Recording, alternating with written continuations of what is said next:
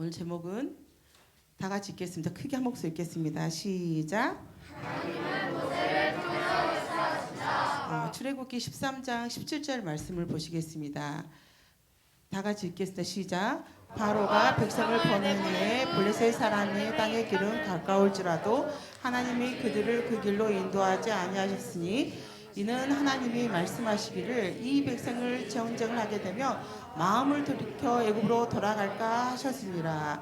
자, 이스라엘 민족은 이제 모세를 통하여서 애굽에서 나와서 어디로 갈까요? 가나안. 어디로 갈까요? 어쩌을까? 우리 아이 어린 생명들은 왜 이렇게 시작하기 전부터 잠이 올까 모르겠네. 자, 어디를 가고자 할까요? 이제 모세를 통해서 이스라엘 민족은 가나안을 가야 됩니다. 자, 사진, 지도 사진 준비되어 있나요? 네. 보면 왼쪽 하단에 뭐가 있어요? 애굽. 그 위쪽에는 뭐라고 써졌어요? 지중해. 지중해가 뭐예요? 바다. 바다 지역 이름이에요. 지중해. 지중해가 떠오르면 여러분들 요즘에 그 관광지로 유명하잖아요. 여러분은 가지를 못 해봤어요. 저도 못 가봤어요. 그런데 우리 그 엊그저께 그 김희선 그 집사님 장례식장을 조문을 가는데 거기에 액자가 사진이 걸려졌어요. 계단으로 가는 사람들은 다 알아요. 거기에 뭐가 있었죠? 거기를 가고 싶다 하시더라고요. 저는 뭐라 할게요? 안 가고 싶어요. 왜? 비행기를 타야 되니까. 제가 비행기를 못 타거든요. 거기가 그렇게 유명한 지중해를 갖고 있습니다. 사람들이 갖고 지중해 한다 그러죠. 그런데 지중해 옆에 글씨가 뭐라고 써졌어요? 블레셋. 그리고 블레셋 위에가 어디가 있냐면 가나안 땅이 있습니다. 하나님이 약속한 땅, 가나안 땅이 블레셋 위쪽에 있어요. 그러죠. 바로 옆에 있죠. 갈릴리 호수도 있고 사이바다도 있죠. 여러분들이 잘 아시다시피. 근데 애굽에서 하사표가 어디로 가고 있어요? 홍해. 우리가 그 어느 누구라도 가장 가까운 곳으로 우리 목적지를 가고자 해요. 그런데 애굽에서 이스라엘 민족이 나오는데 블레셋으로 가지 않는다고 나왔어요. 자, 방금 성경을 읽었어요. 방금 읽었어요. 석현아, 너한테 질문하지 않을게. 박민, 왜 블레셋 안 갔어요? 그봐요. 시우. 방금 읽었는데 우리 이든이 봐봤죠? 이게 그 실상이에요. 자, 다시 읽습니다. 17절 말씀 다시 읽습니다. 시작. 바로가 백성을 보낸 후에 블레셋 사람의 땅의 길은 가까울지라도 하나님이 그들을 그 길로 인도하지 아니하셨으니 이는 하나님이 말씀하시기를 이 백성이 전쟁을 하게 되면 마음을 돌이켜 애굽으로 돌아갈까 하셨습니다. 왜 안 갔다고요? 전쟁. 이스라엘 민족은 한 번도 전쟁 연습을 해본 적이 없어요. 그들이 하는 일이라곤 농사를 짓는 여러 가지 일과 벽돌을 굽고 찢고 나르는 일밖에 안 했어요. 애굽 사람들은 이 이스라엘 민족의 전쟁의 기술을 가르쳐 준 적도 없어요. 언제 자기들을 공격할지를 모르기 때문에 그냥 노예로만 사용할지 군사로 사용해 본 적이 한 번이 없어요.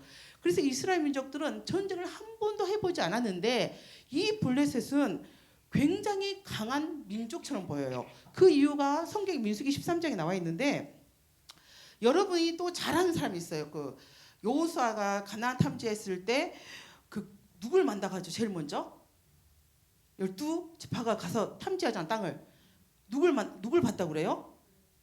거인을 봤다고 그래요. 뭘 봤다고? 거인이 어떤 사람이야? 키가 큰 사람이야. 그래서 거기서 그 12지파 중에서 10명은 뭐라게 그들과 자기를 비교했어요. 자기들은 메뚜기처럼 곤충처럼 작대요. 곤충. 메뚜기는 저는 안 먹어봤어요. 목사님은 드셨어요. 근데 메뚜기를 먹어볼 치울 정도로 어머 끔찍한갑다. 그렇게 작은 존재로 표현해요. 여러분 블레셋에 가장 잘 인지되는 사람이 있어요. 성경에 가장 잘 이해되는 블레셋 누가 있어요? 골리앗. 골리앗이 어떤 사람이에요? 블레셋 사람이에요. 블레셋 사람. 그 사람이 키가 얼마나 큰지 이렇게 목소리 큰데도 마이크가 이러네요. 얼마나 큰지 그 이스라엘 민족이 골리앗 앞에서 어떤 장군들도 어떤 천하 군사 기술 갖고 있는 사람도 힘을 쓰지를 못해요. 그렇게 그렇게 키가 커요. 우리가 정확하게 키는 나오지지 않지만 2m 90이라고 말을 우리가 학적으로 나와요. 2m 90. 지금도 사람이 아니에요. 솔직히 그러지 않습니까? 지금 영양 상태가 좋아서 2m 있는 사람들이 그 서양 쪽에 많잖아요. 우리 농북이 쪽도 2m 있잖아요. 서장훈도 키가 되게 크잖아요. 그래도 2m 90은 내가 보기에는 사람 아니에요. 그들하고는 같이 거할 장소가 없어요.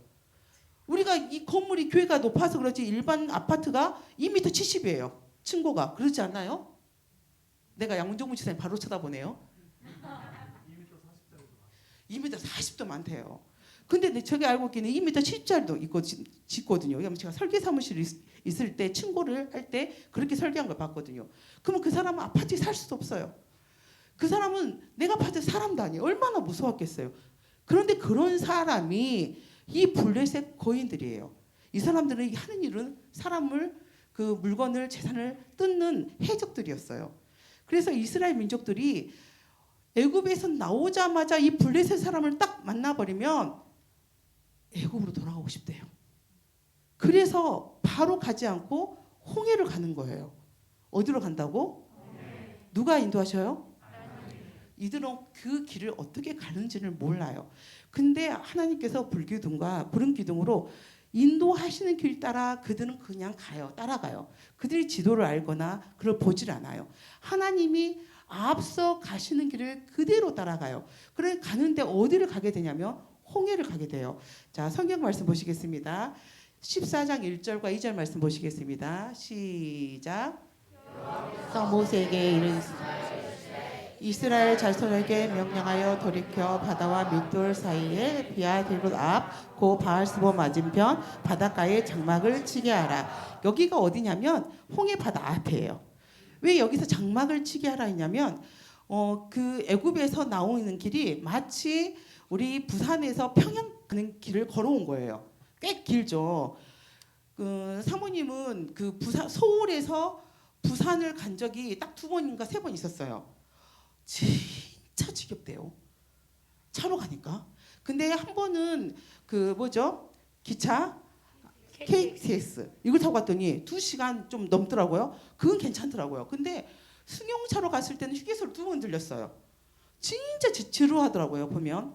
근데 서울과 부산도 그렇게 먼 길인데 서울에서 평양까지 가는 길이에요. 그러니까 엄청 멀고 힘들겠죠. 200만을 데리고 갔으니까.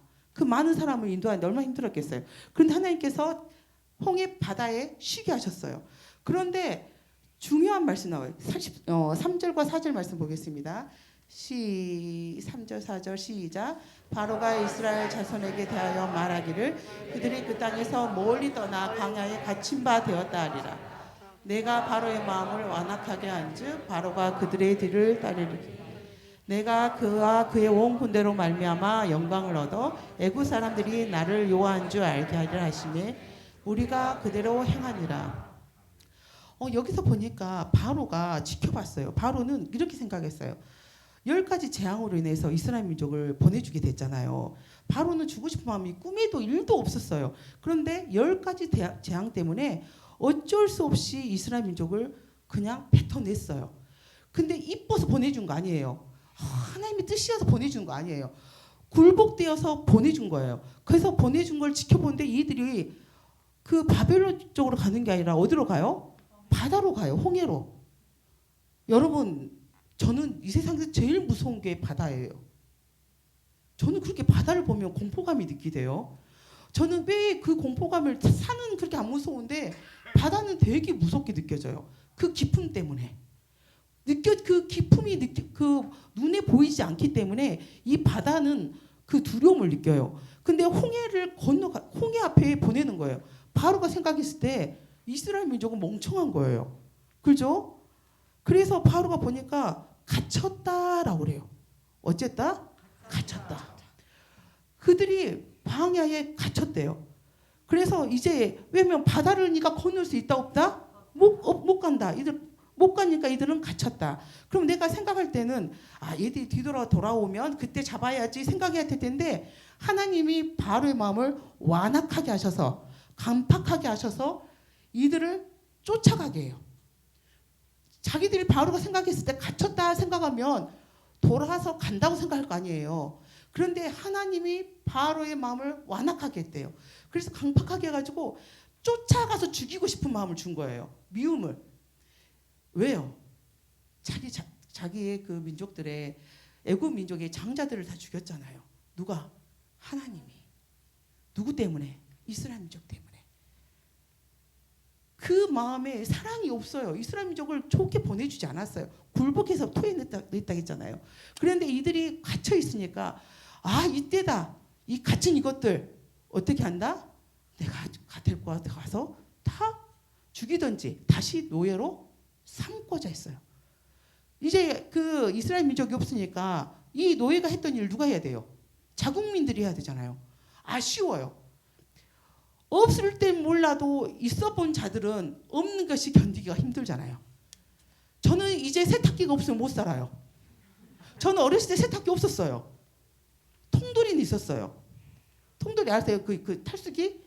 탈수기는 있었어요. 그렇지만 저한테 지금 세탁기가 없어라 그러면 저는 힘들어요.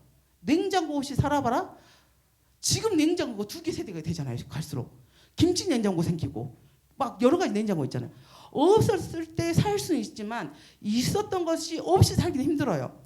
종이 있었던 사람들이 살다가 종 없이 사는 게 얼마나 힘들겠어요. 빨래며 잡일을 다 자기들이 해야 되는데 인간 세탁기들이 다 있었는데 얼마나 힘들었겠어요. 그래서 이제 이들은 이스라엘 민족들을 다시 잡아서 노예를 하고 싶어 하죠. 이제 이스라엘 민족이 쫓아와요. 아니 애국 사람들이 쫓아와요. 군대가 그냥 쫓아온 게 아니라 철병거를 가지고 쫓아와요. 누구를 위해서? 누굴 잡기 위해서? 이스라엘 민족을 죽이기 위해서 쫓아와요. 그랬으면 이스라엘 민족들은 쫓아온다는 소리를 들으니까 어떻게 했을까요? 석현아, 너 같으면 이스라엘 민족 쫓아온대. 너는 싸울 힘이 없어, 무기도 없어. 그럼 어떻게 하겠어? 그래 한숨 쉬고 의찬아, 너는 어떻게 할 것 같아? 따질까요? 모세한테 따진다. 자, 이드나, 너는 어떻게 할 것 같니? 뛰어서 바다를 뛰어들어? 그럼 어디를 뛰어? 뒤로 쫓아오는데 뒤로 애굽한테 돌진해? 앞에는 바다, 뒤에는 애굽한테 뛰어가? 갇혔다니까. 애들 국어시를 난리네. 성경에 보면 기도하지 않았겠어요? 기도하죠. 살려달라고. 누구한테? 하나님께 살려달라고 기도하지 않겠어요? 기도를 해요.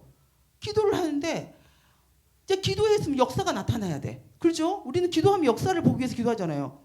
그러면 우리가 이번에 큐티 했던 것처럼 기브온 정전 때 하나님께서 하늘에서 우박이가 떨어져가지고 애국 군대를 다 멸하셔야 돼. 근데 우박이 내려요? 안 내려요? 안 내려요. 그러면 날벼락도 쳐야 돼. 벼락 떨어져 안 떨어져요? 안 떨어져요. 이스라엘 민족들은 분명히 홍해 앞에 있는데 애굽이 쫓아와. 그럼 하나님이 물질을 줘야 돼요. 다 죽여줘야 돼. 근데 그들이 한 명도 안 죽이고 점점 가까워지는 거예요. 그래서 기도를 하는데 그 기도가 무엇으로 바뀌냐면 원망으로 바뀌어요. 무엇으로 바뀐다고? 원망. 우리 의찬이가 말했죠. 의찬이 말이 가장 인간의 본질적인 마음이에요. 늘 원망하죠. 우리는. 원망을 하게 돼요. 어떻게 원망한 줄 아세요? 기억나는 사람? 애굽에는 매장지가 없어서 우리를 여기에 불러 뭐하냐 그러는 거예요. 애굽에서 죽을 수 있었다. 굳이 이 바닷가 앞에서 우리를 죽이려고 하는 거냐. 근데 이스라엘 민족은 왜 애굽에서 나왔어요? 가나안 땅을 가기 위해 나왔잖아요. 가나안 땅 가기 위해서 나왔는데 이 나오기까지가 정말 쉬웠나요? 되게 어려웠어요. 10가지 재앙으로 통과해서 할 만큼 되게 힘들게 어렵게 이스라엘 민족이 그곳에서 나왔어요.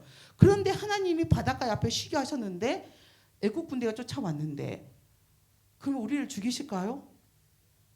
우리를 가나안 땅에 보내신다고 나오셨는데 이끌어 주셨는데 여기까지 올 때까지 하나님께서 불기둥으로 밤에는 불로 낮에는 구름 기둥으로 우리를 보호하고 지켜주셨는데 방금까지 지금까지도 하나님의 임재가 함께함을 봤는데 여러분 이거 이상하지 않으세요?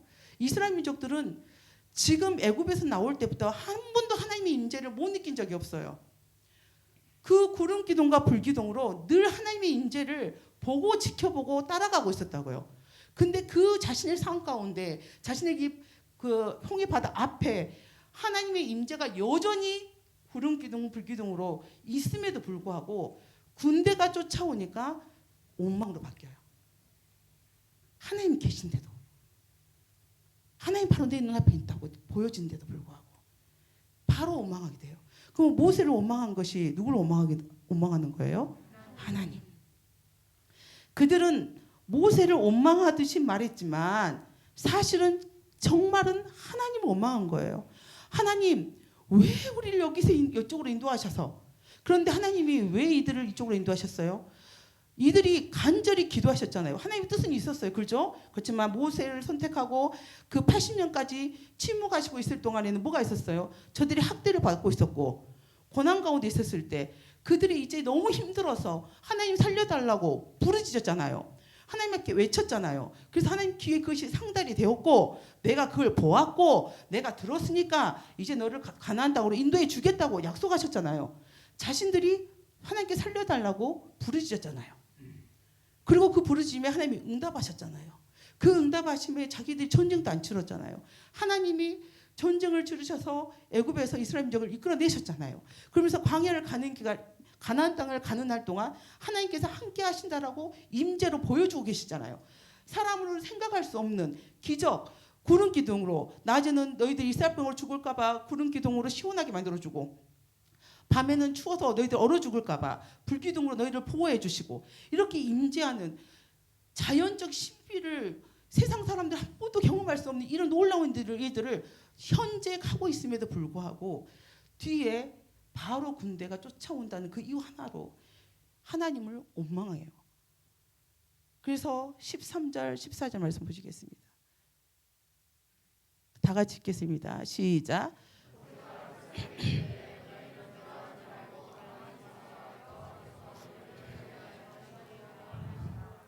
너희가 오늘 본 애굽 사람을 영원히 다시 보지 아니하리라. 여호와께서 너희를 위하여 싸우시리니 너희는 가만히 있을지니라. 아멘.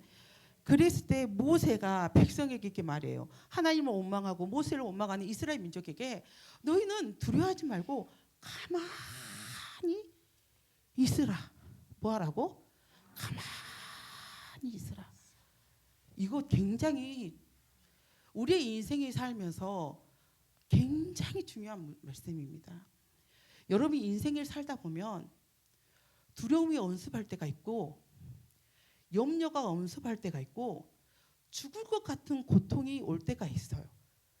그때 너무 두렵고 너무 원망스럽고 너무 불평스럽고 너무 힘들 때 입을 벌리지 마세요. 가만히 있어요. 가만히 있으면 시간은 가고 하나님께서 일해 주셔요. 여러분들이 입술을 벌려서 어떤 말을 한다고 해서 그 문제는 해결되지 않아요. 여러분이 해결할 수 있는 능력이 하나도 없어요. 이스라엘 민족도 지금 해결할 수 있는 문제는 하나도 없어요. 원망만 하고 있을 뿐이에요. 살려달라고. 살려달라고 말도 안 해요. 네가 매장지가 없어서 이곳에 우리를 죽게 하는구나. 이렇게 말하고 있어요. 모세는 이렇게 말해요. 너희들 가만히 있어라. 그러면 가만히 있으면 하나님이 일하신다는 거예요. 그래서 여호와께서 오늘 너희를 위하여 행하시는 뭐를 보는 거예요? 구원이에요. 뭘 본다고요? 구원. 구원은 우리가 영혼 구원이라는 단어도 있고 질병에서 구원도 있고 사망에서 구원도 있어요. 이것은 건져냄을 받는 거예요. 어디에서? 죽음의 현장이잖아요. 바로 군대가 쫓아와요. 구원을 받는 거예요. 건져냄을 받는 거예요. 사망에 죽을 수 없는 이 환경에서 하나님께서 건져주시는 거예요. 그 구원을 보는 거예요. 구원은 전쟁을 보는 게 아니에요. 전쟁을 하라는 게 아니에요. 하나님께서 나를 구원하신다는 거예요. 너희들 가만히 있으면 되는 거예요. 그래서 근데 왜 이 모세는 이런 아름다운 고백을 할 수 있었을까? 모세도 그렇게 훌륭한 사람은 아니었잖아요. 이렇게 고백할 수 있는 이유는 모세에게는 호레사 사건이 있어요. 호레사 사건이 출애굽기 3장에 있는 말씀이에요. 자, 보시겠습니다. 시작. 또 이르시되 나는 내 조상의 하나님이니 아브라함의 하나님, 이삭의 하나님, 야곱의 하나님이니라. 모세가 하나님 배웠기를 두려워하여 얼굴을 가리매 여호와께서 이르시되 내가 애굽에 있는 내 백성의 고통을 분명히 보고 그들의 감독자로 말미암아 부르짖음을 듣고 그 근심을 알고 내가 내려가서 그들을 애굽의 신의 손에서 건져내고 그들을 그 땅에서 인도하여 아름답고 강대한 땅 젖과 꿀이 흐르는 땅 곧 가나안 족속, 헷 족속, 아모리 족속, 브리스 족속, 히위 족속, 예부스 족속의 지방에 데려가노라 한 아멘. 이 말씀은 호렙산에서 타지 않는 불꽃이 있었어요. 불이 났는데 불꽃이 없었어요. 그곳에 모세가 갔을 때 하나님을 만났어요. 그죠? 보진 않았어요. 불로 봤지. 거기서 모세는 하나님께서 저 말씀하시는 거예요. 내가 이스라엘 민족들의 고통과 부르짖음을 보았다. 그래서 이스라엘 민족을 내가 약속한 땅, 가나안 땅으로 보내주겠다라고 약속하셔요. 이게 바로 소명이에요. 뭐라고? 소명. 하나님을 만나면 반드시 하나님은 우리에게 소명을 주십니다. 우리가 구원받았다는 그 하나로만 살게 하지 않으셔요. 하나님은 이 땅에 여러분을 선택하신 이유는 반드시 뜻이 있어서 선택을 하셨어요. 모세에게는 하나님께서 부르시는 목적은 이스라엘 민족을 애굽에서 건져내어서 가나안 땅으로 인도하는 그 소명을 주셨어요. 그래서 그 모세는 흔들리지 않았어요. 왜 그러냐면 모세도 불안해했거든요. 두려워했거든요. 성경 말씀 보면 알잖아요. 그렇지만 모세는 하나님께서 10가지 재앙으로 어떻게 이스라엘 민족 안에서 역사하셨는지를 자신의 소명이 확신 가운데 있었고, 그래서 이 민족을 이스라엘 가운데로 이스라엘 민족들을 애굽에서 이끌어낼 수 있는 그 동력이 되었던 거예요. 그래서 이 홍해 바다 앞에서 하나님이 우리를 죽이지 않으실 거다라고 생각했어요. 확신했죠. 소명이 있으니까. 다 뛰어온다.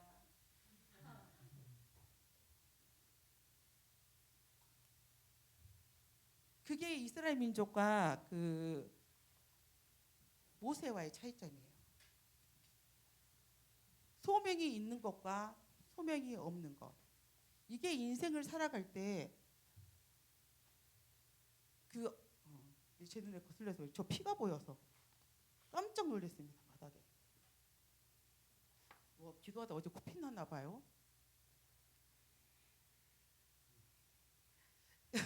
현아, 알았어. 너 거 아니야. 눈이 그냥 커지네. 모세가 이스라엘 민족과 달랐던 이유는 확실한 소명이 있어서예요. 여러분들이 인생을 살다 보면 어려움 반드시 만납니다. 너무 힘든 일들 만나죠. 근데 여러분들이 쓰러진 이유가 뭐냐면 소명의식이 없기 때문에 그래요. 하나님 나를 왜 불러시는지를 알지 못하기 때문에 그래요. 근데 하나님을 만난 사람들은 반드시 하나님이 소명을 주셔요. 저는 이걸 확신할 수 있는 이유는 제가 17살 때 하나님을 만났을 때 그 하나님을 만난 순간 어떤 마음이 되면 하나님 제가 어떻게 하나님을 위하여 살 수 있을까요? 라고 고백이 되더라고요. 근데 제가 살아보니까 나만 그런 게 아니라 하나님 만난 사람 다 지켜보니까 다 그러시더라고요. 저도 만났을 때 하나님 제가 그러면 남은 인생을 어떻게 하나님을 위해서 살까요? 라고 물은 것처럼 많은 사람들이 하나님을 만났을 때 똑같은 질문들을 다 같이 하고 계시더라고요. 근데 저는 진짜로 그 기도하는 순간에요. 하나님 만나는 순간에도 잔머리가 얼마나 돌아가는지요. 제가 부끄러움이 많잖아요. 절대 목사 안 되시는 거예요. 그래서 사모가 되겠다는 거예요. 난 절대 앞에서 설교하기 힘드니까 나는 사모가 되겠다라고 그 순간에 그렇게 되더라고요. 그래서 저는 사모가 됐어요. 그래서 그 사모가 됐을 때는 제가 또 이런 오만방자한 생각을 했어요. 어떤 생각을 했냐면 내가 뭔가를 하나님께 한다. 내가 뭔가를 하나님 앞에 한다라고 생각을 했어요. 그래서 내가 오늘 하나님을 기쁘시게 하는 걸로 우리를 사용하신다 하셨으니까 내 사모 이 사명을 통하여서 하나님을 기쁘시게 하는 거다 하고 한다라고 생각을 했는데 시간이 지나고 세월이 지나니까 어떤 마음이 드냐면 내가 사모이기를 참 잘했다 생각이 든 거예요. 사모를 하니까 남들이 경험해 보지 못한 힘듦과 어려움과 영적인 전투들을 너무 많이 겪는 거예요. 여러분들이 아무리 고난을 많이 한다 한들 다 사역별로 다르잖아요. 근데 이 고난이 때로 너무 힘든 것 같은데 그게 하나님의 사역을 감당하다 보니까 하나님을 아는 기품이 생기더라고요. 그래서 이 사모 사명을 통해서 느낀 것은 하나님을 많이 알아가는 것, 경험하는 것, 이것은 남들이 가질 수 없는 것들이에요. 저는 이게 너무 감사하더라고요. 예전에는 내가 하나님 앞에 뭔가를 수고한다, 뭔가를 헌신한다, 뭔가를 드린다라고 생각을 했는데 그러지 않고 이게 더 좋네요. 그러지 않고 하나님께서 나에게 주신 복이구나 것을 깨닫게 되었어요. 그리고 이 모세가 이렇게 사역을 할 수 있었던 것은 분명히 소명의식이에요. 이스라엘 민족이 많이 있었지만 남들에게 이 소명 주지 않았어요. 이스라엘 민족에게는 어떤 소명을 줬냐면 모세와 같은 뜻을 가지고 내가 인도한 땅으로 가는 거예요. 이스라엘 민족은. 그렇죠? 모세는 이스라엘 민족을 이끌어내서 가나안 땅으로 가는 거고 이스라엘 민족은 하나님과 함께하는 모세를 통해서 따라 하나님 원하신 땅으로 가는 거예요. 이게 달라요. 크기가 달라요. 그런데 모세는 어떻게 이런 일을 감당할 수 있었느냐? 모세도 두려웠겠잖아요. 무서웠겠잖아요. 그렇지만 그 애굽에서 행하셨던 하나님의 역사 그걸 경험했기 때문에 그걸 알고 있기 때문에 담대할 수 있었던 거예요. 자, 15절과 18절 말씀 보겠습니다. 시작. 여호와께서 모세에게 이르시되 너는 어찌하여 내게 부르짖느냐? 이스라엘 장로에게 명령하여 앞으로 나아가게 하고 지팡이를 들고 손을 바다 위로 내밀어 그것이 갈라지게 하라. 이스라엘 자손이 바다 가운데서 마른 땅으로 행하리라. 내가 애굽 사람들의 마음을 완악하게 할 것인즉 그들이 그 뒤를 따라 들어갈 것이라. 내가 애굽 사람들의 마음을 완악하게 할 것인즉 내가 바로와 그의 그 모든 군대와 그의 병거와 마병으로 말미암아 영광을 얻으리니 내가 바로와 그의 병거 얻을 때까지야 애굽 사람들이 나를 여호와인 줄 알리라 하시더니 아멘. 그런데 여기서 중요한 그 15절 말씀 상반절 말씀에 하나님께서 뭐라 말씀하시냐면 여호와께서 모세에게 이르시되 너는 어찌하여 내게 부르짖느냐라고 해요. 모세는 하나님께서 이끌어 주실 걸 알았어요. 그래도 사람인지라 리더로서 사람인지라 두려운 거예요. 안 두렵겠어요? 철병거가 뒤에 따라오는데 모세는 이스라엘 민족과 다른 게 하나가 있었다면 하나님께 기도하는 거예요. 이스라엘 민족은 원망을 했는데 모세는 기도를 했죠. 그래서 예전에 말씀 양육할 때 우리 집사님들한테 그 말을 했어요. 절대 원망은 기도가 되지 않는다. 우리가 불평불만은 하나님께 기도가 되지 않는다. 차라리 내 입에서 불평과 원망과 안 좋은 말이 나오려면 차라리 기도하는 게 하나님 앞에 온전하게 쓰임받는 것이다. 모세를 통해서 우리가 보게 되는 거거든요. 똑같은 사람의 성정을 가지고 있잖아요. 그런데 모세는 그 상황에 하나님께 부르짖어요. 기도예요. 이건 훈련이에요. 절대 이것은 그냥 나올 수 없어요. 이것은 기도가 훈련된 사람만이 나타날 수 있는 일들이에요. 여러분들이 기도 훈련이 되지 않으면 어려운 일 만났을 때 절대 기도하지 않아요. 기도가 습관이 돼야 돼요. 그랬을 때 어려운 문제가 딱 생겼을 때 바로 기도할 수 있어요. 이것은 생각보다 오래 걸려요. 기도 훈련은. 쉬운 줄 아시죠?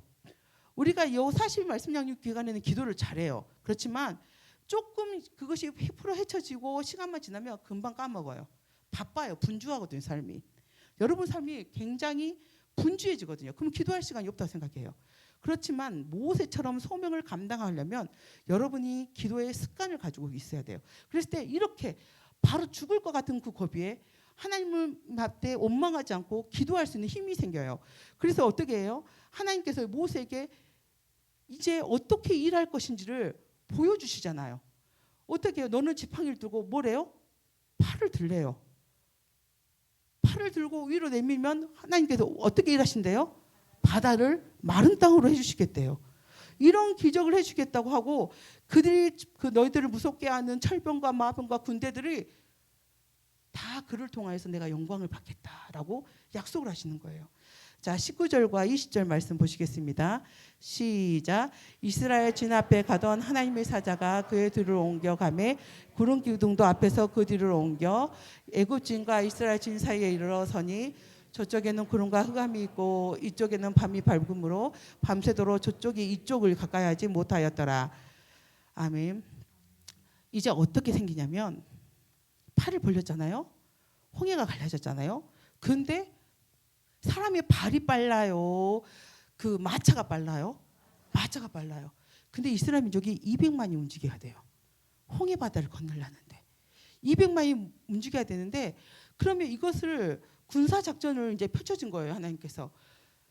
아까 하나님께서 이스라엘 민족에게 인도하신 기둥이 두 개가 있어요. 무엇과 무엇이에요? 무엇과 무엇? 무엇과 무엇? 아, 너 잘 안 듣는구나. 구름 기둥과 불기둥. 불기둥은 밤에, 구름은 낮에 나타나요. 근데 오늘 말씀은 두 개가 같이 나타나요. 이스라엘 진 앞에는 무엇이 있어요? 구름으로 밝혀져요. 뒤에는 흑암으로 가려워서 구름으로 그들을 가려버려요. 보이지 않게. 그 말들이 보고 달릴 수 없게끔. 말들도 예민한 동물들이잖아요.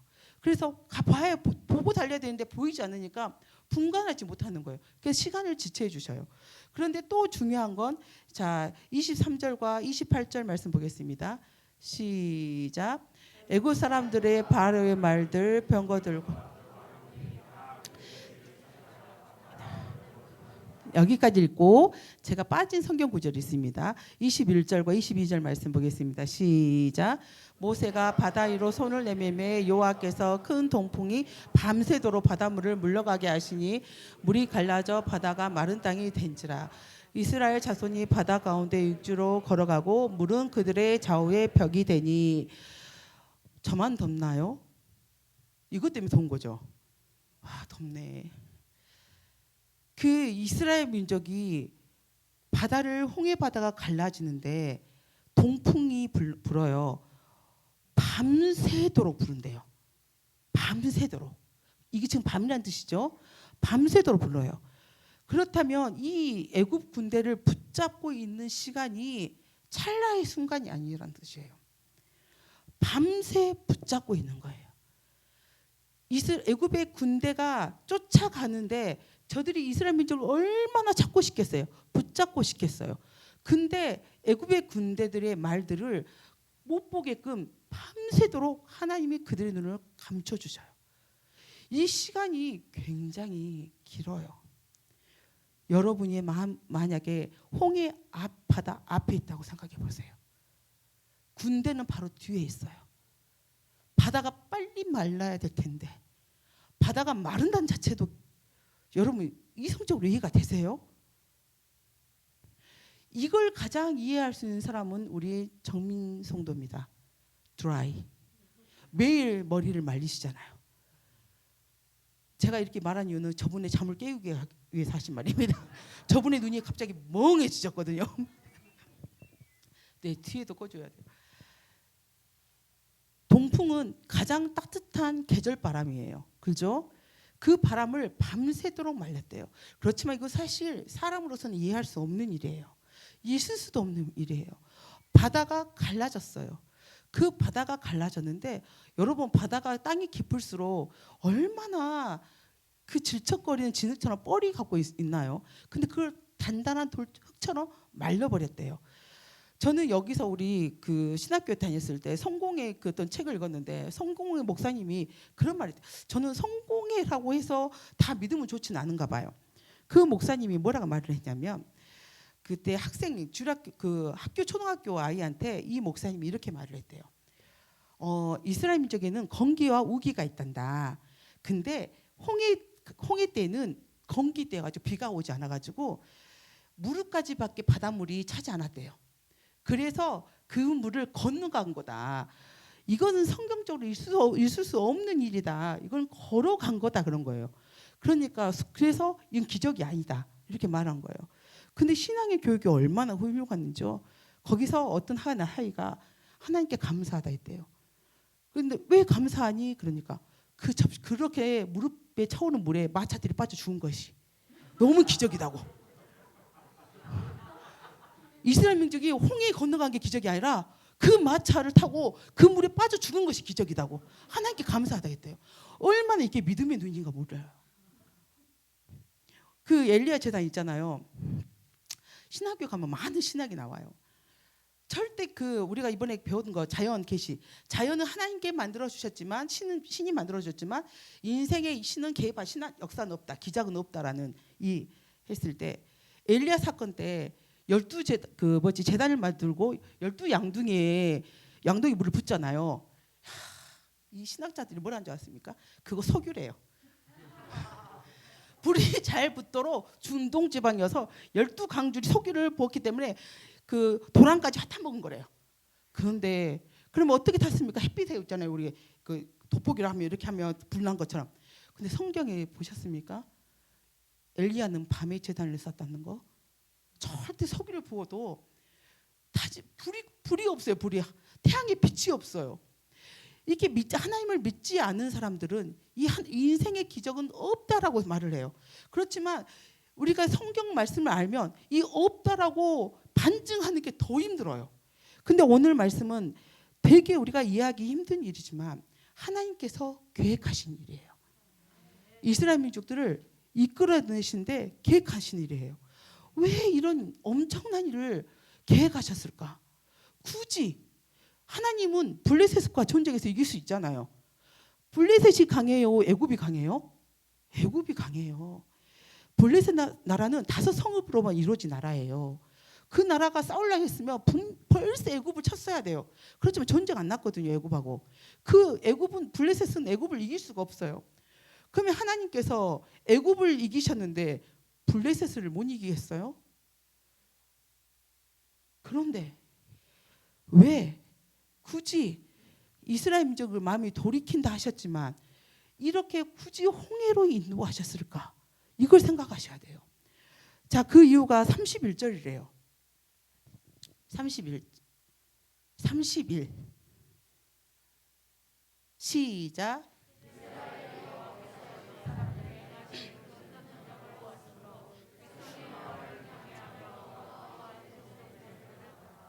자, 봐보세요. 이스라엘이 여호와께서 애굽 사람에게 행하신 그 큰 능력을 보았으므로 이 홍해 사건, 애굽의 군대들이 다 죽었거든요. 알잖아요. 말씀 통해서 다 죽었어요. 홍해 바다로 통하여서 자기들은 단단한 길 위에 걸어서 살아나왔는데 애굽 군대는 전차를 타고 있음에도 불구하고 물에 휩쓸려 다 죽어요. 그 행하신 능력을 통하여서 백성이 여호와를 어떻게 한다고요? 경외한다고. 많은 기적이 우리 인생 가운데 있어요. 이스라엘 민족들이 기적을 맛보지 않은 적은 없어요. 저들은 모세가 출애할 때부터 아론과 딱 애굽 왕 앞에 섰을 때부터 이제 기적의 순간이었어요. 그런데 그런 많은 기적을 봤는데도 그들은 실감나게 우연이었구나. 흑암도 우연, 우박도 우연, 피도 우연, 개구리도 우연이라고 믿었던 사람들이 있었을 거예요. 어쩌다 보니까 어떤 사람은 믿을 수도 있지만 어쩌다 보니까 개구리가 생겼나 보지, 어쩌다 보니까 메뚜기가 왔나 보지, 어쩌다 보니까 독종이 와서 우리가 몸이 아팠나 보지, 우박이 떨어졌나 보지, 이렇게 우연으로 본 사람들이 있어요. 그렇지만 홍해 바다는 누구나 인정할 수밖에 없어요. 사람의 지식을 가지고 있다면 이 홍해 바다가 어떻게 갈라져요? 여러분 물 갈라보면 내가 돈이 많이 없어요. 내 전 재산 몇십만 원밖에 안 돼요. 지금은. 그렇지만 지금의 전 재산이 나의 전 재산을 생각하지 마세요. 나는 또 돈 모으는데 은사가 있기 때문에 전 재산을 걸었어요. 여러분이 쟁반에 물을 하나 갖고 와서 갈라놓으시면 제가 전 재산 줄게요. 할 수 있어요? 여러분 공기끓에게 물을 담아가지고 딱 좌우로 갈라놓으면 제가 여러분한테 평생 여러분의 도우미가 되어주겠어요. 어떻게 해요? 하겠어요? 못해요. 작은 밥그릇에 쟁반에 물도 못 갈라요. 바다를 갈랐잖아요. 바다를. 그래서 이거는 인간의 이성으로 경험할 수 없는 거, 있을 수 없는 일이에요. 이걸 자기들이 걸어갔다니까요. 그 길을, 바다를. 그래서 여호와를 경외해요. 이 경외란 단어는 두려움을 경험하고 있다는 거예요. 귀신을 무서워서 무서워가 아니라 그분의 위대하심이, 그분의 능력이 너무나 사람이 생각하기에 감당할 수 없으니까 두려움하며 내가 납작 엎드릴 수밖에 없는 거야. 내가 굴복할 수밖에 없는 거예요. 그분의 거룩하심과 능력에. 이게 경외에는 반드시 두려움을 갖고 있어요. 하나님의 능력에. 그래서 이제 이들은 경외하게 됐다는 거예요. 두 번째 뭐예요? 31절 말씀 하반절에 모세를 믿었더라예요. 모세를 어떻게 했다고? 그렇다면 그전에는 모세를 안 믿었다. 이 홍해 사건을 통하여서 이스라엘 민족은 모세를 믿기 시작합니다. 왜 하나님께서 가나안 땅에 가시는 그 길에 이 홍해 사건을 계획하셔서 이 일을 행하셨을까요? 가나안까지 가기에는 너무나 험난하고 어려운 일들이 많아요. 힘들고 어려운 일들이 저들은 알지 못하지만 하나님은 아시는 일들이 너무나 많아요. 그렇지만 하나님은 저들을 가나안 땅으로 인도하셔야만 했어요. 그렇기 때문에 이들이 한 마음 한 뜻으로 가려면 이런 일이 있었을 때 리더자를 믿게 해줘야 되거든요. 우리 새로운 내 마음은 교회는 두 목사님이 계시죠. 헌 목사님과 김필환 목사님. 그리고 우리 교회는 또 리더들과 장로님과 권사님이 계셔요.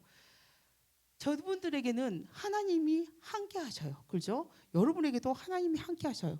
나에게도 하나님이 함께 하셔요. 이곳에 있는 것은 이미 하나님의 뜻이에요. 여러분이 선택했다고요? 아니에요. 저는 한 번도 개척을 선택해 본 적은 없었어요. 마지막 순간에 선택을 했지 내가 계획한 적은 없었어요. 내가 예수를 믿겠다고 결정해 본 적이 없었어요. 하나님이 나를 부르셔서 만난 거지 내가 언제나 선택한 적은 없었어요. 그렇지만 그것에 감사는 늘 했어요. 늘 하나님께서 우리 제가 처음 다닌 교회가는 신앙교회였고 제가 사춘기가 돼서 갈 수 있었던 것은 성은교회였어요. 거기가 지금은 합동측이 아니라 그때는 개혁측이었어요. 그때 당시 얼마나 이단이 많았는가 몰라요. 지금도 이단이 많죠. 그런데 제가 내 발로 그 교회를 갔는데 저는 이단이 있다, 뭐 정상적 합동측이다, 통합측이다 이런 거 몰라요. 근데 갔어요. 근데 가고 보니까 많고 많은 교회 중에 이렇게 건강한 교회를 하나님 나한테 보내주셨다니 너무 감사했어요. 내가 간 게 아니에요. 내가 그때 신학을 알아요? 중학교 때? 뭐 이단교회를 분별할 수 있어요? 아니에요. 하나님께서 그곳으로 나를 불러주셔서 그곳에서 양육되게 하셨어요. 여러분 여기 있는 건 하나님의 선택이에요. 이 선택은 바꿀 수가 없어요. 그렇다면 뭐가 있냐? 여러분은 어차피 이 교회 안에서 소명이 있어요. 또 사역이 있어요. 이것은 한 마음으로 갈 수 있는 것밖에 없어요. 지금은 김필환 목사님이 인도하셔요. 그죠? 그분은 허물이 여러분보다 너무 많아요. 안 웃으시네. 웃으라고 한 소리인데. 그거 진실이고. 저는 진짜 역대적으로 솔직히 말하면 목사님 중에서 저렇게 허물 많은 목사님 쳐다보지 못했어요. 내 인생 가운데. 내 주변에 내가 신앙생활 하는 가운데 원이야 너도 이해가 되지. 거기 끄떡여도 상관없어 괜찮아. 저는 내 인생 가운데 저런 목회자가 있다니 이런 생각을 해보고 살아보질 않았어요. 그래서 이 부분 가지고 얼마나 많은 기도를 했는지 몰라요. 기도만 했거니요. 화도 많이 냈어요. 우리 교회에서 여러분이 믿지 않으시려나 모르겠지만 제가 지금은 요즘에 그 말을 잘 안 듣습니다. 근데 제일 많이 들었던 소리가 우리 김필환 목사님 안티가 누구다? 아닙니다. 김필환 목사님 안티는 누구다? 아닙니다. 이것은 우리 성도들의 18번이었어요. 우리 성도들이 다 알아요. 우리 목사님 안티는 사모님이다. 왜요? 제가 갖고 있는 규격이 있을 거 아닙니까? 목회자에 갖고 있는 갖춘 매뉴얼이 이것에 항상 선이 벗어나시는 분이에요. 그래서 할 수 있는 일이라고는 문을 세게 닫는 것밖에 없었어요. 이걸 알란가 모르겠네요. 내가 할 수 있는 반항은 문을 세게 닫는 것밖에 없었어요. 사춘기 어린이들이 부모한테 화나면 제일 할 수 있는 방법이 뭐예요? 문을 딱 닫는 것밖에 없잖아요. 아니 내가 그걸 하고 있더라고요. 문을 팡 닫고 나가는 것밖에 없었어요. 왜가 아직까지 내 나이 성정상 그릇을 엎으지는 못해요. 저는 아직 지금도 그릇은 엎으지는 못해요. 근데 할 수 있는 것은 문을 세게 닫는 것밖에 없었어요. 제가 지금 왜 허리가 안 좋은지 아십니까, 여러분?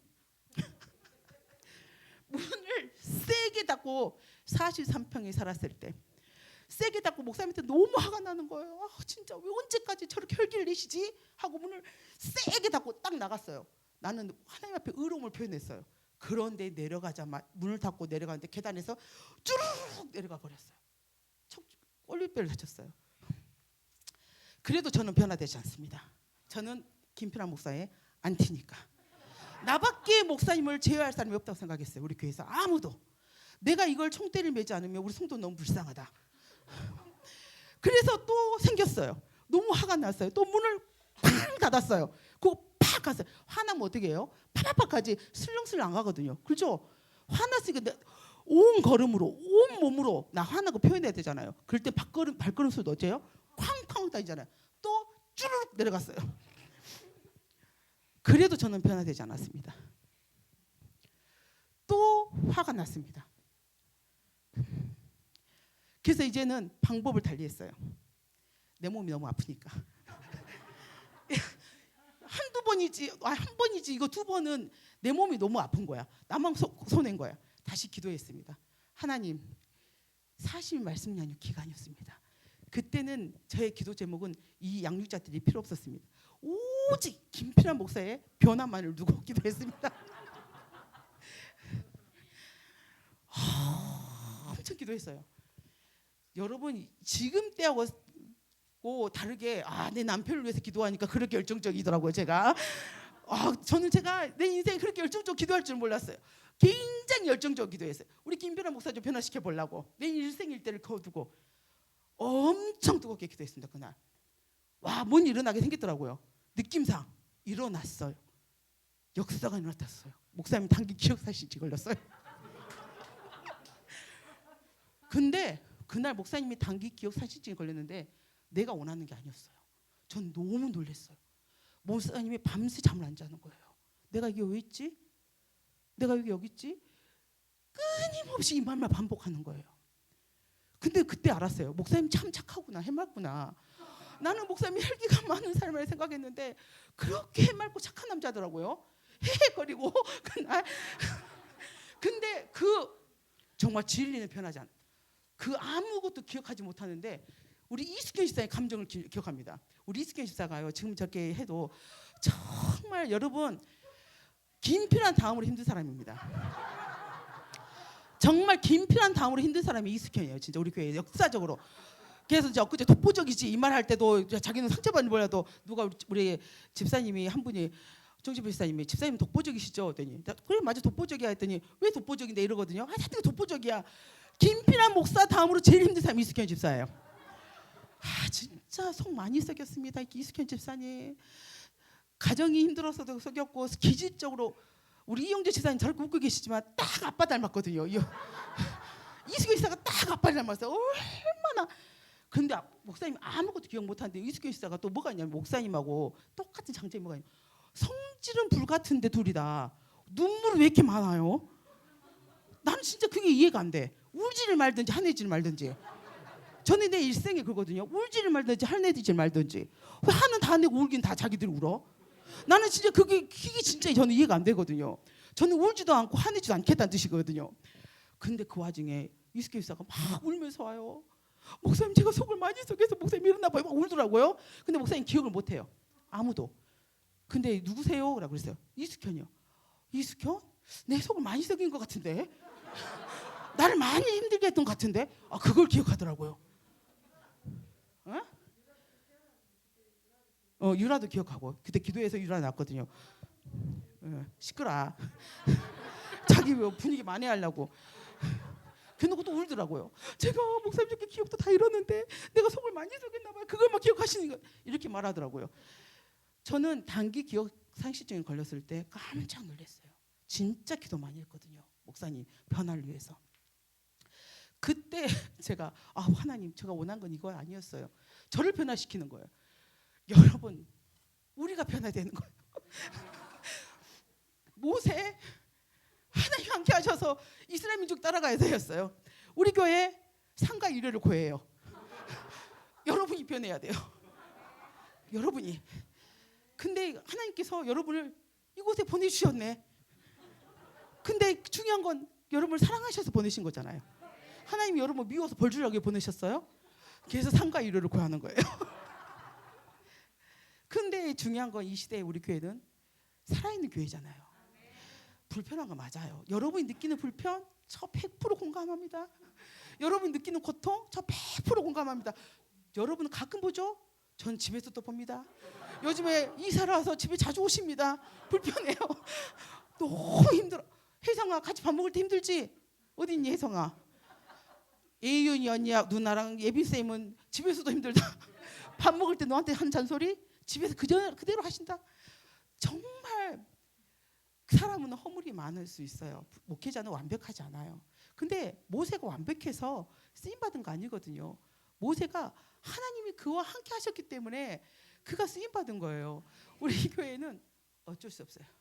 하나님이 두 분을 쓰셔요. 그래서 여러분들은 그냥 기도하셔야 돼요. 기도하셔야 돼요. 원망되지 않게끔. 이스라엘 민족처럼 원망하지 않을 수 있는 것은 기도밖에 없어요. 기도의 힘밖에 없다고요. 그러나 그것뿐만 아니라 여러분도 소명을 위해서 기도해야 돼요. 여러분 소명을 위해서. 그럼 너무 좌절되잖아요. 이거 한평생 지원아 목사님 75세 연장되면 22년 남았다 내가 20년 남았다 말했지. 좌절됐지. 기도해야 돼. 75세로 법이 바뀌지 않도록. 사람은 욕심이 있는지라 75세가 되면 또 목사님이 어떻게 마음이 변할지 모른다. 70세로 끝내도록 기도를 해야 돼. 그거 아니 너희 5년을 살릴 수 있는 일이야. 그렇죠. 우리 딸이 간절합니다. 저도 간절합니다. 그러나 우리 목사님이 은퇴하는 때까지 우리가 한 마음으로 어차피 우리는 하나님 나라 가야 돼요. 그죠? 우리 하나님께서 원하시는 우리 사명을 감당해야 돼요. 이거는 하나님 어쩔 수 없는 변함없는 진리예요. 그러려면 저분을 감당하려면 우리가 더 큰 일을 받아야 돼요. 우리가 은혜 받지 않고서는 사역할 수 없어요. 시험이 들어요. 힘들어요. 그래서 오늘 기도하셔야 돼요. 하나님, 김필환 목사님을 위해서 사모님 저렇게 기도하셨는데 변화가 되지 않았다면 내가 변해야 됩니다. 교회를 위해서 하나님께서 일하신다는데 하나님 제가 변하도록 도와주세요. 기도해야 돼요. 웃는 이야기지만 아주 심각한 이야기예요. 반드시 교회는 목회자를 통해서 일해요. 여러분이 아무리 여러분 좋은 생각, 좋은 뜻을 가져도 목회자의 역량을 벗어날 수 없어요. 그래서 기도해야 돼요. 오늘 밤 이 시간에 기도할 때 우리가 이스라엘 민족처럼 기적도 보고 능력도 보고 다 보면서 아니요 찬양 안 할 거예요. 안 들어도 바로 음악 틀 거예요. 그걸 본다 할지라도 힘들고 어려움이 오면 불평하게 돼 있어요. 원망하게 돼 있어요. 그렇지만 기도하는 사람들은 달라져요.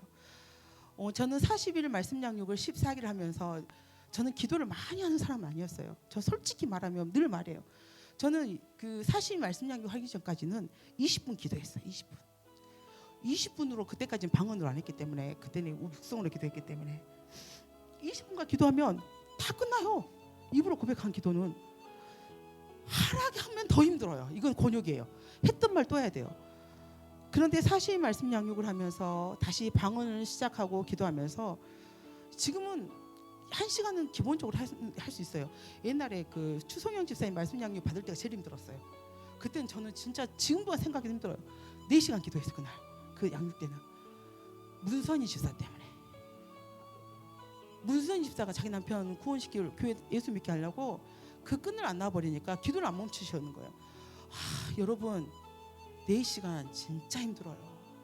저 4시간 해봤거든요. 그때 양육 때 진짜 힘들더라고요. 근데 문선희 집사는 안 지치더라고요. 남편의 구원의 문제가 달려있으니까 죽기 살기를 해버리더라고요. 저는 40일 말씀 양육하면서 기도를 하면서 전 느껴지는 게 있어요. 제 기도를 하면서 달라진 건 깊어진다는 거예요. 기도의 능력이 있다, 기도의 힘이 있다, 그게 아니에요. 제가 이 기도를 통해서 느낀 것은 내가 믿음의 깊이가 깊어지는 것처럼 기도도 깊은 우물처럼 깊어지는구나 그걸 느껴요. 깊어지니까 흔들림이 없어지더라고요. 돌멩이를 던지든 뭘가 생기든 누가 바가지를 던지든 깊으니까 조금 감정 상할 수 있지만 이 밑에까지 흔들림이 없더라 이거예요. 여러분도 이런 기도의 능력을 받아서 기왕 사는 인생 늘 원망과 불평하지 마시고 흔들리지 마시고 깊어지길 바랍니다. 모세처럼 소명으로 쓰임 받기를 바랍니다. 다 같이 오늘 말씀을 생각하시고 다 같이 기도하겠습니다. 주여